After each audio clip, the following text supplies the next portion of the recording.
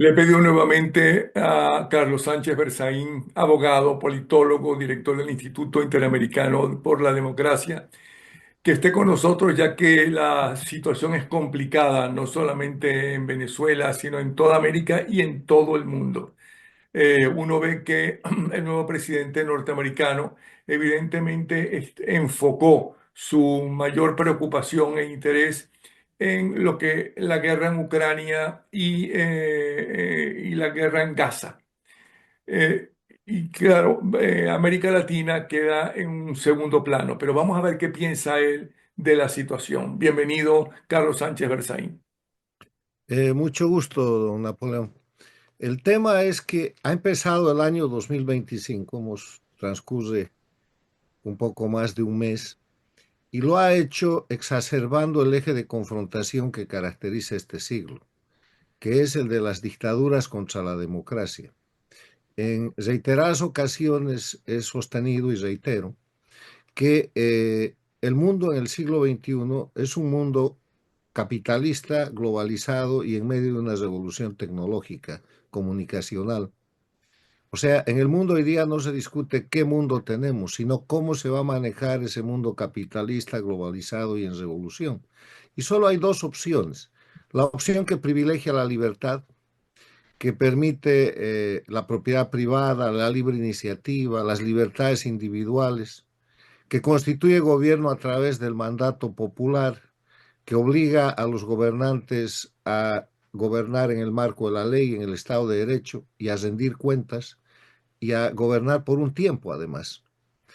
Y en la otra mano tenemos el, un grupo que sacrifica la libertad, que concentra el poder en pocas manos a cualquier título, teocrática, Irán, nacionalista Rusia, comunista China, digamos familiar Corea del Norte, pseudo revolucionaria, el socialismo del siglo XXI en las Américas, que son las dictaduras que sacrifican la libertad, que sacrifican al individuo, que violan los derechos humanos, que concentran el poder en términos absolutos y que al concentrar el poder lo ejercen indefinidamente y sin ninguna regla.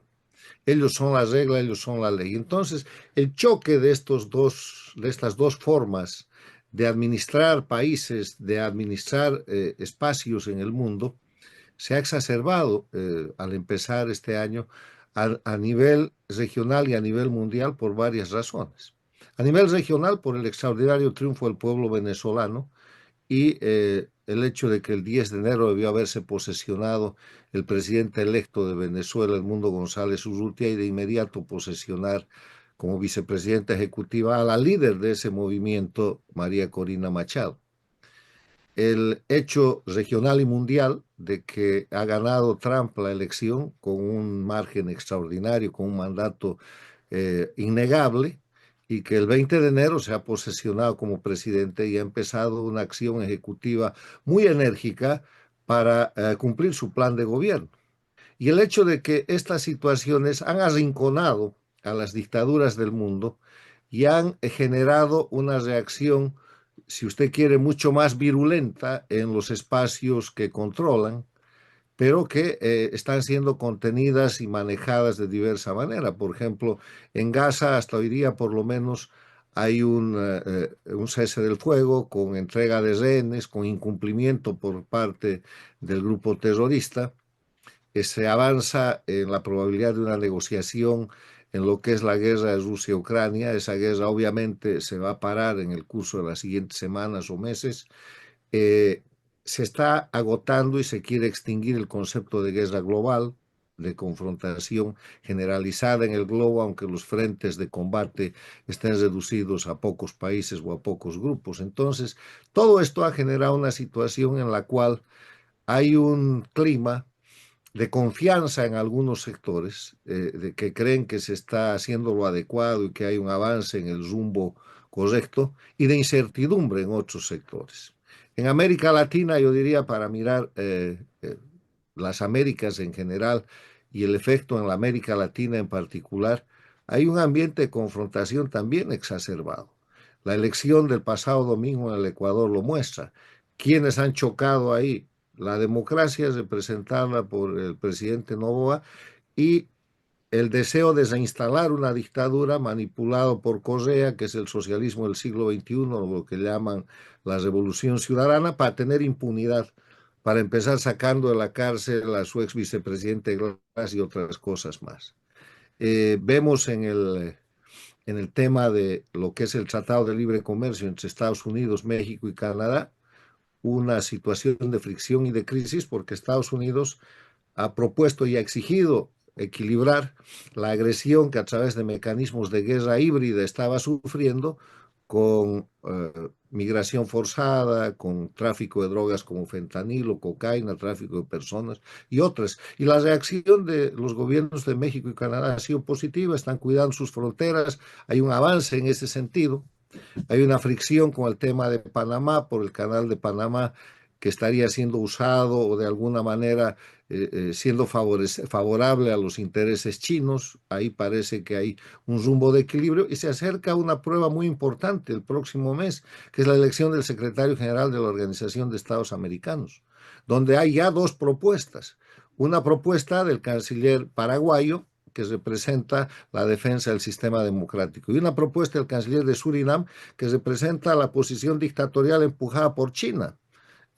Ayer han presentado en la Organización de Estados Americanos ambos candidatos sus puntos de vista y el choque es muy concreto. Lo que quiere el socialismo del siglo XXI empujando al canciller de Surinam es reponer los 10 años en el que el castrochavismo controlaba la OEA e ignoraba todos los principios de democracia en la administración de Insulza. Y lo que quiere el sistema democrático es poner un secretario general que continúe la labor que ha hecho Almagro, que empezó viniendo del área del socialismo del siglo XXI, pero que rápidamente se puso a defender la democracia. Entonces, lo que tenemos en el mundo y en las Américas es la exacerbación natural de la confrontación de las dictaduras contra la democracia, porque las dictaduras están siendo arrinconadas.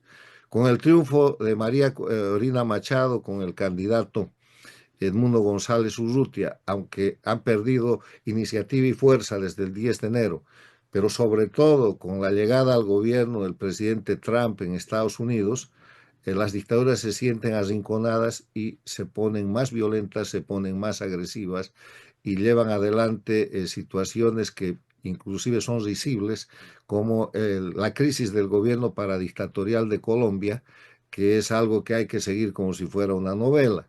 Empezó en una confrontación al amanecer entre el presidente Petro y el presidente Trump, que fue rápidamente resuelta a favor de la razón, tuvo que doblar la mano Petro, pero después continuó con una crisis interna, con un gabinete abierto donde él llamaba la atención a todos sus ministros y los ministros a Petro, y ahora tiene una crisis general. Lo que parece encubrir aquello es el deseo de Petro de violentar la constitución colombiana para reelegirse, mientras con la otra mano, en complicidad con la dictadura de Venezuela, exacerba la zona del Catacumbo para llevar adelante una situación de presión. O sea, hay tensión, la tensión ha subido y es posible que suba a niveles mucho más importantes y yo creo que lo que hay que hacer es mirar tema por tema las cosas. El tema de Venezuela es central, el tema de las dictaduras de Cuba, Nicaragua es muy importante. El tema de la segunda vuelta electoral en el Ecuador el 13 de abril es súper importante. Las elecciones que van a haber en Bolivia, que son elecciones en dictadura, en un sistema de dictadura electoralista en agosto de este año, son importantes. En octubre hay elecciones en la Argentina de medio tiempo para definir cómo, para votar por los legisladores, y eso le va a dar a Milei o el control o alguna mayoría o alguna mayor presencia para seguir gobernando de manera por lo menos más cómoda. Estamos a 3 semanas de que el presidente Trump asumió la presidencia y parece una eternidad porque las cosas han cambiado drásticamente y todo eso está pasando al mismo tiempo con una presión, ya le digo, exacerbada y casi desesperada de los sistemas dictatoriales. Y esto no es muy peligroso. Yo creo que más peligroso es que las dictaduras se manejen a sus anchas y hagan lo que quieran, manejando abiertamente la guerra híbrida que es el ataque por medios encubiertos, que además le permiten al agresor decir que él no fue, utilizando eh, droga, fentanilo, cocaína, eh, forzando crisis humanitarias, migratorias, trata de personas, terrorismo, metiendo criminales a los países democráticos para destrozarles su estabilidad y siendo sujetos de derecho internacional. Eso es mucho más peligroso que avanzar para poner las cosas en un punto de normalidad. Yo creo que esta lucha hemisférica que se produce, por ejemplo, contra el tren de Aragua, que ha producido resultados importantes en Chile, en Perú, en Estados Unidos y ahora empieza México y sigue Canadá, que en Chile ha permitido que la Fiscalía tenga testigos que están señalando que el autor intelectual del asesinato del teniente exiliado en Chile es Diosdado Cabello, o sea, es el régimen criminal de Venezuela. Son avances muy importantes. Y yo creo que es mucho más bueno para la estabilidad y la seguridad de la gente en general que las cosas vuelvan a un punto en el que se respete la ley, que se cumpla la ley y que se respeten las garantías, los derechos humanos y los derechos fundamentales de la persona. Ok.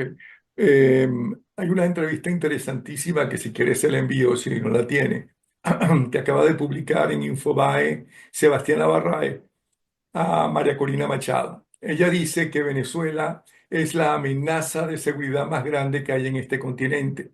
Más adelante dice que de eso está claro las democracias internacionales, que está claro Donald Trump, que está claro Europa. ¿Ok? Eh, pero yo lo que veo es que en este caso y en el caso de Donald Trump, para justificar eliminar los TPS de los venezolanos, dijo que ahora la situación está mejor en Venezuela cuando todos sabemos que está peor que nunca, que cada momento se agrava más la situación. Em, y que el hecho de haber enviado un personaje del gobierno a hablar con Maduro para liberar a 6 norteamericanos es en parte reconocer la dictadura de Maduro. ¿Usted cree eso? A ver, hablemos de Venezuela. El proceso de Venezuela, desde que a fines del año 2023 María Corina gana la elección primaria con el 97 y tantos por ciento, es una carrera de éxito y de derrota constante de la dictadura, o sea, el éxito de la oposición de María Corina y de la dictadura. La dictadura comete muchos crímenes en el camino, inhabilita injustamente a María Corina pone a la Corina Lloris, la inhabilita a ella, se encuentra un candidato que ya estaba aceptado, que es Edmundo González Urrutia, y produce María Corina una cosa que es espectacular, un caso de estudio que endosa el respaldo popular que ella tiene a Edmundo González y lleva adelante un proceso para que el pueblo venezolano pierda el miedo. El pueblo venezolano pierde el miedo, se empodera y el 28 de julio se produce un resultado electoral fantástico que cuando la dictadura sale con la narrativa del fraude, María Corina demuestra documentalmente con más de 600 delegados de mesa, los comanditos, que eso era mentira y le gana la narrativa postelectoral.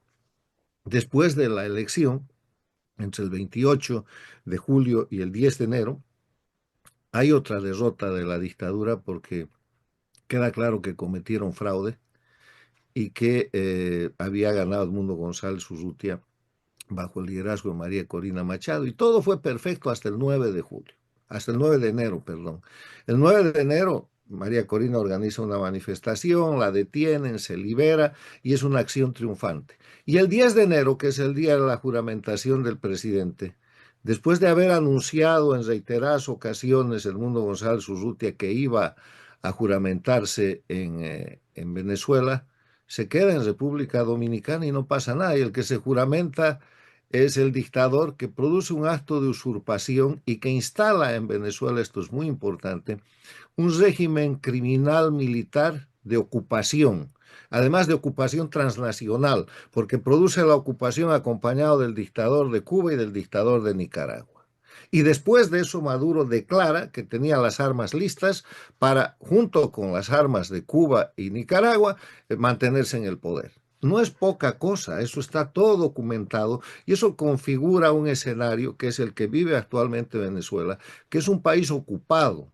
Es un país ocupado por un grupo criminal militar y que tiene un presidente electo que debe asumir la posición de presidente constitucional lo más pronto que pueda. Ahora, ¿qué pasa a partir del 10? Los ganadores de la elección del 28 de julio pierden toda iniciativa. No es aceptable ya repetir los discursos de la campaña electoral. No es posible que se continúe con una cuestión que se conoce, que todos los países saben que Venezuela es una amenaza. Sí, señor, saben. Todo lo que dice María Corina es una absoluta verdad, pero tienen un mandato. Edmundo González Urrutia y María Corina Machado tienen el mandato del pueblo venezolano de tomar el poder constitucional. Y no se explica hasta ahora por qué el señor González Urrutia no ha jurado como presidente constitucional de Venezuela. No hay ninguna cuestión de forma que impida ese mandato de fondo que es un mandato soberano. Ni el lugar, ni que la dictadura está ocupando el territorio, ni la fecha, ni quién le va a tomar el juramento, nada, son puros pretextos.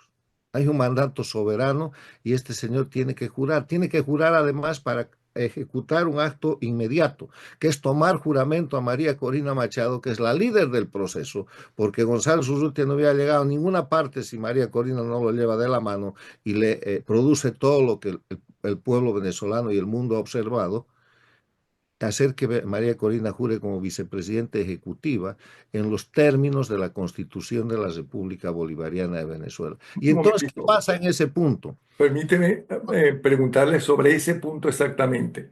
María Corina Machado ya ha dicho que sí se va a juramentar, pero en Venezuela y frente a la Asamblea Nacional. Eso por un lado. Pero sea bueno o malo, porque unos dicen que no vale la pena, que ya pasó su tiempo, que el tiempo era el 10 de enero. Ah, ¿Cuáles son las ventajas y las desventajas de un gobierno en el exilio? ¿Por qué tiene que juramentar quien triunfó en las elecciones en el exilio? ¿Qué gana y qué se pierde con eso? No es un gobierno en el exilio, es un gobierno impedido de tomar el control territorial de Venezuela porque Venezuela es un país ocupado por una fuerza criminal militar que impide que el presidente y la vicepresidenta constitucional de Venezuela estén en el territorio. Entonces, ¿cuál es la obligación de ese presidente y vicepresidente constitucional de Venezuela?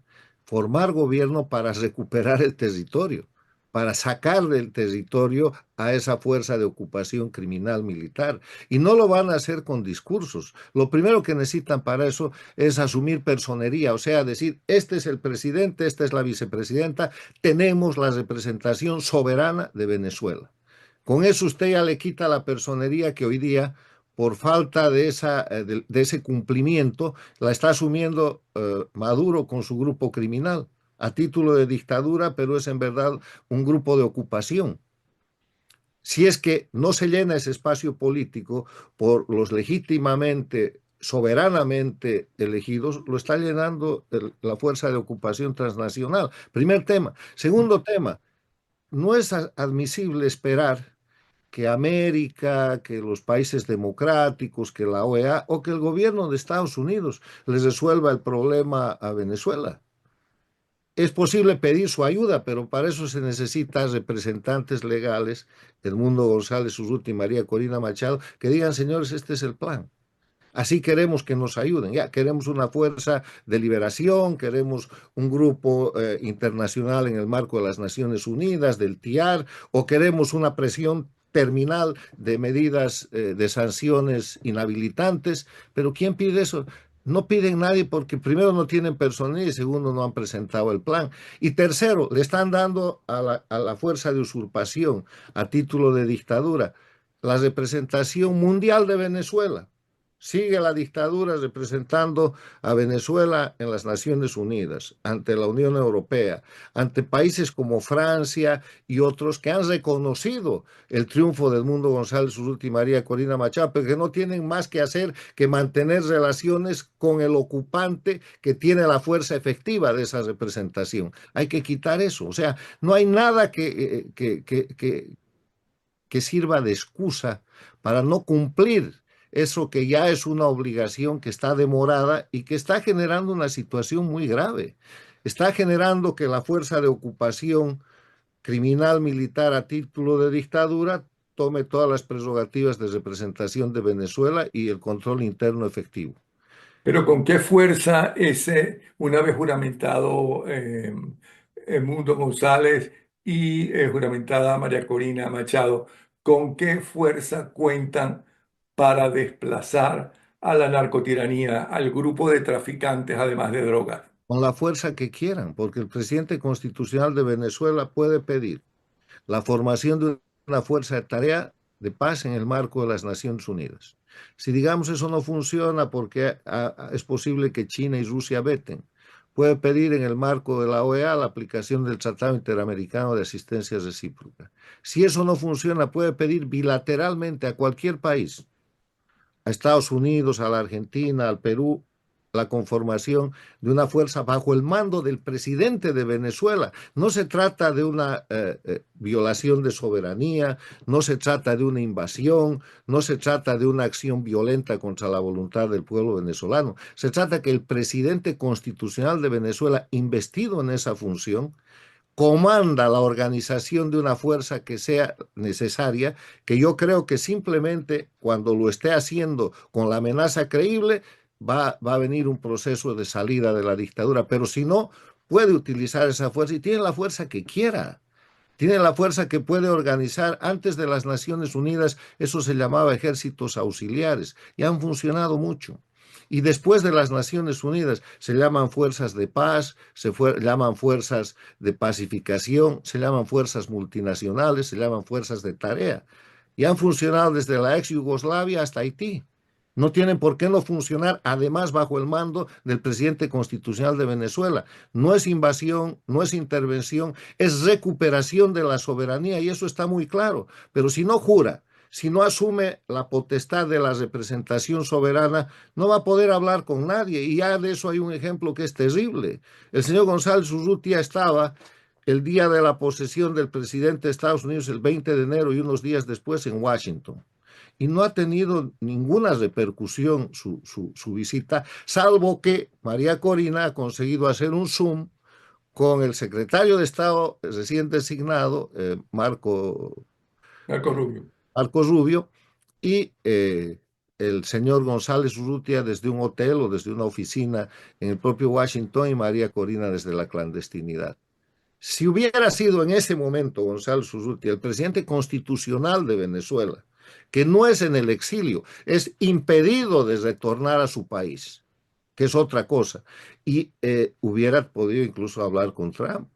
Y si tuviera un equipo de trabajo, de gobierno organizado, liderado por María Corina Machado, como tiene que ser, tendrían un plan. ¿Cuál es el plan del gobierno constitucional de Venezuela para recuperar de manos del crimen organizado, de esa fuerza de ocupación transnacional, criminal, militar, que todas las potencias y los países democráticos reconocen? ¿Cuál es el plan? ¿O están esperando que algún extranjero les haga el plan?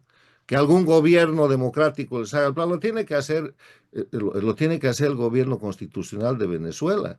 Y puede ser un plan reservado, que no lo debería ser tanto, pero es un plan que tiene que ser presentado a Estados Unidos, al TIAR, a la Unión Europea y a los países que van a coadyuvar con la fuerza necesaria bajo la responsabilidad del gobierno soberano de Venezuela a que eso suceda. Si no se hace eso, antes de Semana Santa, estos líderes venezolanos, precisamente por el trabajo de narrativa y de propaganda y la realidad objetiva que impone el grupo de ocupación criminal militar, la dictadura del socialismo del siglo XXI, van a ser convertidos en nadie. Y después de aquello se van a volver nada y vamos a ver a los tradicionales opositores funcionales de Venezuela, yendo a generar una mesa de diálogo en México, en Bahamas, en París, en algún lugar para empezar de nuevo, mientras la dictadura se queda con todos los muertos, con todos los presos y con todo el sistema criminal que tiene ejecutado. O sea, hay que quebrar eso. Es imperdonable que después del 9 de enero el triunfante grupo que lidera la liberación del pueblo venezolano, que ganó la elección y todo, haya perdido la iniciativa. Tienen que recuperar la iniciativa.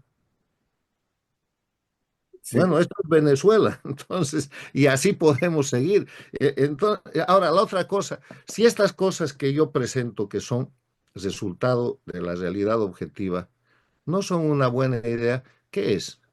Si no es esto, ¿qué es? Los venezolanos y el mundo y las Américas y el mundo están esperando escuchar cuál es el plan del gobierno constitucional de Venezuela para liberar a Venezuela. Pero eso no sé lo que está justamente diciendo el Mundo González en estas visitas que hace a diferentes presidentes, especialmente latinoamericanos. Pero ya se han acabado las visitas, eso no tiene por qué ser secreto. Ya, ¿dónde más va a viajar ahora? Ya se han acabado las visitas. Ya ha visitado a todo el mundo, lo han aplaudido, agradecido, lo han condecorado, pero la inmovilidad no es una opción. La repetición de argumentos de la campaña electoral que ya está ganada no es una opción. El esperar que la comunidad internacional o algún gobierno extranjero les resuelva el tema al pueblo de Venezuela no es una opción. Y más grave que eso, el fracaso no es una opción. No pueden fracasar los que han recibido el mandato constitucional de gobernar Venezuela. Y tienen que empezar a gobernar desde el extranjero si es necesario para llegar a gobernar dentro del país. Salvo que haya un plan que les han dicho, bueno, esperen hasta X fecha y entonces las fuerzas internacionales, cosa que es muy poco probable. O sea, esto que está pasando les está haciendo perder incluso el respaldo popular que tienen, que no lo pueden perder. No es una opción el fracaso. El otro punto que le pedí, ¿cómo interpreta usted la posición del nuevo gobierno norteamericano frente al TPS de los venezolanos y la declaración de que lo están eliminando porque ahora la situación de Venezuela está mucho mejor? Es una consecuencia de que no hay contraparte. Si hubiera una contraparte, un gobierno de Venezuela, el señor González y la señora Machado, y un ministro de Relaciones Exteriores y un embajador en Washington, que sería rápidamente reconocido, y cónsules en Miami, en todo el lugar, embajador en Buenos Aires, qué sé yo, habría una interlocución. Entonces, el gobierno americano, sus asesores o cualquier otro gobierno se puede dar el lujo de interpretaciones unilaterales que pueden ser verdaderas o no, porque no hay interlocución, no hay contraparte.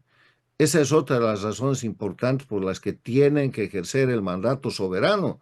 El pueblo venezolano necesita interlocutores legítimos a nivel internacional. El interlocutor que está funcionando es Maduro. El representante del gobierno americano va a hablar con el representante de Maduro, habla con Maduro y después declaran que eso no es un reconocimiento, como que en efecto no es, porque cuando usted le secuestra a gente, puede hablar con los secuestradores y eso no quiere decir que está dejando de considerar que ese es un criminal. Con los criminales también se habla, pero mejor sería si además de que eso sucede, para proteger los intereses del propio pueblo venezolano que tiene casi 8 millones de sus ciudadanos en el exilio, hubiera un sujeto de representación internacional que lo hay, que es constitucional y es soberano para poder hablar con los países. ¿Quién es el interlocutor del señor Trump hoy día por parte de Venezuela? No hay. Mucha gente a lo mejor estará pensando, bueno, eso que usted dice de tener representantes en Washington, embajadores en diferentes sitios, aunque era otro tipo de gobierno, porque Edmundo González es el presidente elegido por la gente y no por un grupo de partidos políticos, como fue el caso de Juan Guaidó, pero hicieron lo que usted está diciendo. ¿Y qué se logró con eso? Mire, la diferencia es el objetivo. El objetivo del gobierno de Guaidó y la Mesa de la Unidad dizque era recuperar la democracia y estando Guaidó dentro de Venezuela, porque nunca dejó de estar en Venezuela cuando era presidente designado como legítimo, nunca hubo una acción para hacer aquello. Guaidó podía formar la Fuerza de Tarea Multinacional en ese momento con mucha más facilidad que ahora, porque tenía a Colombia de aliado, era un gobierno diferente, no era un gobierno paradictatorial, tenía a Brasil también en una posición mucho mejor. Pero la diferencia es el objeto. El objeto del gobierno constitucional de González y Machado es recuperar la soberanía, el territorio y efectuar el control efectivo de Venezuela. O sea, ellos están mandados constitucionalmente para hacer un gobierno que no solamente retire la dictadura, sino que recupere el control de lo que es hoy día un país ocupado. No se quiten esto de la cabeza. Venezuela hoy día es un país ocupado por una fuerza criminal militar transnacional. Y lo ha confesado y lo muestran los hechos, lo ha confesado Maduro. Se ha posesionado, ha usurpado el poder el 10 de enero con Díaz-Canel, dictador de Cuba, y con el dictador de Nicaragua a su lado. Y después ha declarado que tiene listas las armas, sus armas y las de Cuba y Nicaragua para defender la posesión indebida de ese territorio que ocupa.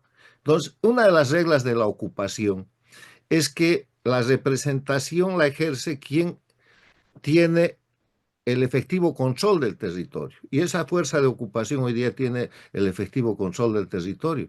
Por eso Estados Unidos, Francia y otros países hablan con ellos. Lo primero que usted tiene que hacer para cambiar eso es establecer el gobierno constitucional. No estamos hablando de legitimidad. Constitucional de Venezuela, que tiene mandato soberano, y su primera tarea es recuperar el control de su territorio. Esa no era la tarea de Guaidó. O sea, las diferencias son abismales. Bueno, pero bien interesante esto. ¿Y cómo ve el nuevo gobierno, ya que nos volvemos de ahora, salimos de Venezuela para los Estados Unidos? ¿Cómo ve las primeras medidas del gobierno norteamericano? Mire, lo que a mí me parece espectacular es que hoy día ese gobierno cumple 3 semanas de gobierno. Y parece una eternidad. Todo el mundo está preguntándose, denle tiempo, son 3 semanas. ¿Qué opinión yo le puedo dar sobre un gobierno que tiene 3 semanas? O sea, esperen, vamos a opinar por lo menos a los 100 días, que es la primera evaluación que se hace de todo gobierno. ¿Qué se espera? Parece ser que Lula está bajando en popularidad. ¿Qué se espera para Brasil, por ejemplo? ¿Qué se espera para todos los problemas que están surgiendo con el gobierno colombiano?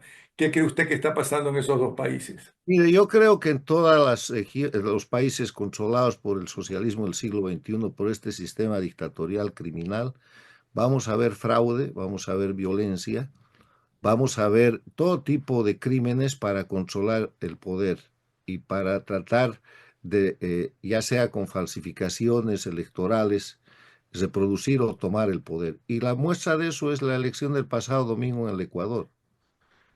Hay un fraude horroroso en esa elección. La vergüenza es que el presidente en ejercicio se haya dejado hacer fraude, porque muchas de las instituciones encargadas de manejar el proceso electoral, inclusive de contar los votos, siguen con el personal de la dictadura de Correa. No ha cambiado. Entonces vamos a ver una exacerbación de crímenes, de fraude, de violencia en Bolivia, Brasil, Colombia, Ecuador, en la propia Argentina con el kirchnerismo en las elecciones de octubre, tratando de controlar espacios porque están en caída, están en una franca caída. Las condiciones al empezar este año para las dictaduras y sus gobiernos paradictatoriales eran terribles. Están en caída las dictaduras porque no tienen respaldo popular. Hay un 80% promedio de repudio contra las dictaduras de parte de sus pueblos, en Venezuela, en Cuba, en Bolivia, en Nicaragua. Los gobiernos paradictatoriales tienen una popularidad en caída. Segundo, no tienen economías. En la miseria Cuba, en la miseria Venezuela, en una crisis avasallante Bolivia, Nicaragua va por ese camino. Los Kirchner han dejado destrozada la Argentina, que ahora va en proceso de recuperación, la economía de Brasil en caída, Colombia perdiendo niveles económicos de una manera realmente alarmante, y México manteniéndose gracias a la sociedad con Estados Unidos, que ahora tiene que ser readecuada en los términos de un efectivo cumplimiento de lo que es el Tratado de Libre Comercio. El tercer elemento por el que están en caída es que no tienen narrativa. ¿Quién les cree ya el cuento de la revolución bolivariana en Venezuela, la revolución cubana? Los sandinistas son más bien identificados como criminales. Y la cuarta es que no tienen opciones. ¿Qué opción tiene la dictadura cubana, la dictadura venezolana, la nicaragüense, la boliviana? Que no sea seguir matando, seguir ejerciendo terrorismo de Estado, seguir secuestrando extranjeros para después cambiarlos, seguir ejerciendo crímenes de lesa humanidad, seguir sosteniendo el narcotráfico, el fentanilo, el tren de Aragua y los crímenes en la región. Y eso no deja sino la opción a las democracias de terminar con esos procesos. O sea, hemos llegado al punto en el que la definición es que o el crimen o se termina con el crimen organizado o la democracia tiene que rendirse. Y eso es lo que vamos a ver en el curso de este y el próximo año. Bien interesante como siempre, Sánchez Berzaín, conversar con usted, escucharlo, más que conversar, escucharlo. Y muchísimas gracias nuevamente y espero dentro de poco volverlo a tener, ¿no? Si usted tiene tiempo, ¿ok? Mucho gusto, pero hay luces y hay acciones de esperanza. Yo quiero decirle que con todas las situaciones que pueden parecer críticas y de incertidumbre en este momento, porque los procesos de cambio generan incertidumbre. Yo creo que hay un avance en el camino de defender la libertad y la democracia en las Américas y en el mundo, y creo que el pueblo venezolano tiene que presionar a sus líderes para que constituyan de una vez su gobierno soberano y asuman el rol que se les ha otorgado por mandato popular. Nadie se los va a hacer. Doten a Venezuela de un interlocutor válido y no permitan que los usurpadores, ocupantes a título de dictadura, la ocupación criminal militar que hoy día está sometiendo al territorio al pueblo de Venezuela, siga ejerciendo la representación del país. Muy bueno. Muchísimas gracias. Hasta Encantado. luego. Gracias.